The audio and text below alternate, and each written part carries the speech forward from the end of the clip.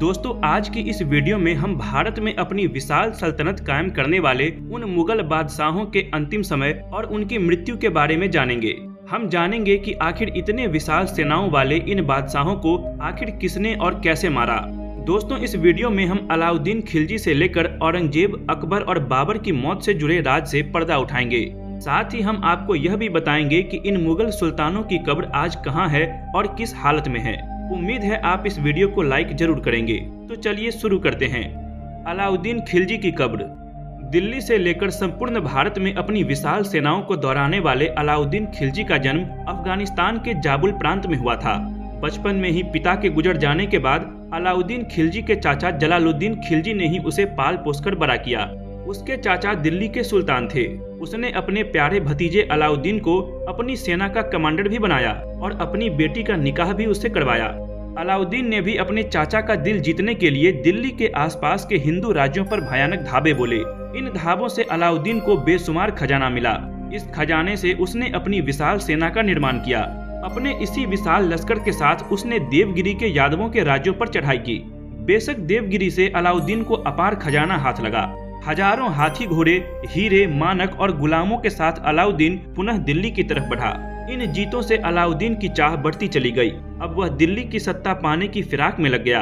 इस सत्ता को पाने के लिए उसने अपने ही चाचा की पीठ में खंजर भोंककर उसकी सल्तनत पर कब्जा कर लिया। अलाउद्दीन ने मंगोलों की सेना को हराकर 8000 मंगोलों की गर्दन काटकर उन गर्दनों से अपने किले का निर्माण करवाया। अलाउद्दीन को सबसे बड़ी टक्कर रणथंभौर के योद्धा अमीर देव चौहान से मिली। 4 जनवरी सन 1316 को 48 साल की उम्र में अलाउद्दीन मर गया। आज अलाउद्दीन की कब्र दिल्ली के मेहरौली में है, जहां उसका आलीशान मकबरा भी बनवाया गया। पर दोस्तों आखिर अलाउद्दीन खिलजी मरा कैसे? दरअसल अपने शासन के अंतिम दिनों में अलाउद्दीन को एक भयंकर बीमारी हो गई।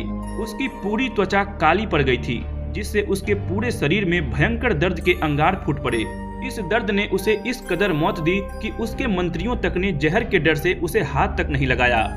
इतिहासकारों का मानना है कि अलाउद्दीन खिलजी की बीमारी का कारण उसका गुलाम मलिक कफूर था। उसी ने अंत में अलाउद्दीन को मार डाला था। औरंगजेब की कब्र। औरंगजेब का जन्म 4 नवंबर सन 1618 को गुजरात के दादोऊ में हुआ था। उसे हिंदुस्तान का सबसे क्रूर और कट्टर शासक माना जाता है। वो मुगल सल्तनत का 5वां शासक था, जिसने न अपनों को छोड़ा और न परायों को। सत्ता पाने के लिए औरंगजेब ने अपने ही पिता को कैद कर अपने बड़े भाई दारा सिखों को मौत के घाट उतार दिया। औरंगजेब ने न सिर्फ अपनों को मारा, बल्कि उसने हिंदुस्तान के कई प्राचीन मंदिरों को धराशाही कर दिया। औरंगजेब के खिलाफ खड़े होने वाले गुरु तेग बहादुर, छत्रपति संभाजी राजे सहित कई हजार लोगों को औरंगजेब ने बड़ी दर्दनाक मौत देकर खुद को एक दरिंदा घोषित कर दिया। परंतु औरंगजेब की हिंदू विरोधी नीति के कारण संपूर्ण भारत में चारों ओर मुगल सल्तनत के खिलाफ कई मजबूत ताकतें खड़ी हो गई, जिन्होंने अंत में मुगल सल्तनत को पूर्णतः समाप्त कर डाला। पर दोस्तों हिंदुस्तान के इतिहास के सबसे क्रूर शासक की मौत आखिर कैसे हुई? दरअसल साल 1383 में औरंगजेब उत्तर भारत के विद्रोहों को शांत करने के बाद सत्ता विस्तार के उद्देश्य से अपने विशाल लश्कर के साथ दक्षिण की तरफ बढ़ा। वह इस दौरान अगले 25 सालों तक मराठों को शांत करने का प्रयत्न करने लगा और इसी बीच 3 मार्च सन 1707 को 88 साल की उम्र में महाराष्ट्र के अहमदनगर में औरंगजेब की मौत हो गई और उसे महाराष्ट्र के दौलताबाद के फकीर बुरहानुद्दीन की मजार के पास ही दफना दिया गया। पर दोस्तों एक बड़ा वर्ग तो यह भी मानता है कि बुंदेल केसरी वीर छत्रसाल ने औरंगजेब के पेट में जहर से सना हुआ खंजर भोंक दिया था, जिसके कारण वह अगले 3 महीनों तक तड़प तड़प कर मर गया। बाबर की कब्र। हिंदुस्तान में मुगलिया सल्तनत की नींव रखने वाले बाबर का जन्म 14 फरवरी सन 1483 को उज्बेकिस्तान देश के अंदीजान नामक एक छोटे से कस्बे में हुआ था। साल 1526 को काबुल की चट्टानों को पार करते हुए बाबर अपनी विशाल लश्कर के साथ हिंदुस्तान में प्रवेश किया। बाबर के पास अत्याधुनिक सेना थी। बाबर की सेना के पास तोप और बारूद का एक बड़ा जखीरा था, जिसके दम पर बाबर ने पानीपत और खानवा के युद्धों में अपनी जीत का परचम लहराया। हिंदुस्तान में बाबर को सबसे बड़ी टक्कर राणा सांगा ने दी। खानवा के युद्ध में राणा सांगा और बाबर के बीच भयानक युद्ध लड़ा गया।